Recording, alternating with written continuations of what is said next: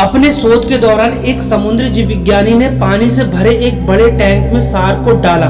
कुछ देर बाद उसमें कुछ चारा मछलियां डाल दी। चारा मछलियों को देखते ही शार्क तुरंत तैरकर उनकी ओर गई और उन पर हमला कर उन्हें खा लिया। समुद्री जीव विज्ञानी ने कुछ और मछलियां टैंक में डाली, वे भी तुरंत शार्क का आहार बन गई। अब समुद्री जीव विज्ञानी ने एक कांच का मजबूत पारदर्शी टुकड़ा उस टैंक के बीचों बीच डाल दिया।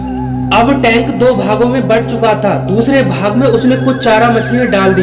विभाजक पारदर्शी कांच से शार्क मछलियों को देख सकती थी। चारा मछलियों को देख शार्क फिर से उन पर हमला करने के लिए उस ओर तैरी, लेकिन कांच के विभाजक से टकरा गई।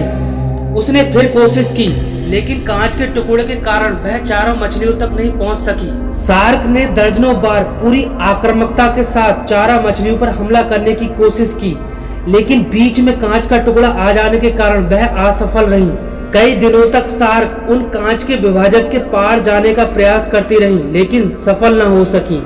अंततः थक हार कर उसने एक दिन हमला करना छोड़ दिया और टैंक के अपने भाग में रहने लगी। कुछ दिनों बाद समुद्री जीव विज्ञानी ने टैंक से वह कांच का विभाजक हटा दिया, लेकिन शार्क ने कभी उन चारा मछलियों पर हमला नहीं किया, क्योंकि एक काल्पनिक विभाजक उसके दिमाग में बस चुका था और उसने सोच लिया था कि वह उसे पार नहीं कर सकती। इस कहानी से हमें सीख मिलती है कि जीवन में असफलता का सामना करते करते कई बार हम अंदर से टूट जाते हैं और हार मान लेते हैं। हम सोच लेते हैं कि अब चाहे कितनी भी कोशिश कर लें, सफलता हासिल करना नामुमकिन है, और इसके बाद हम कभी कोशिश ही नहीं करते।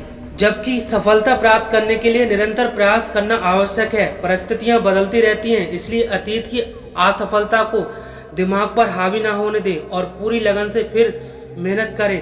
सफलता आपके कदम चूमेगी।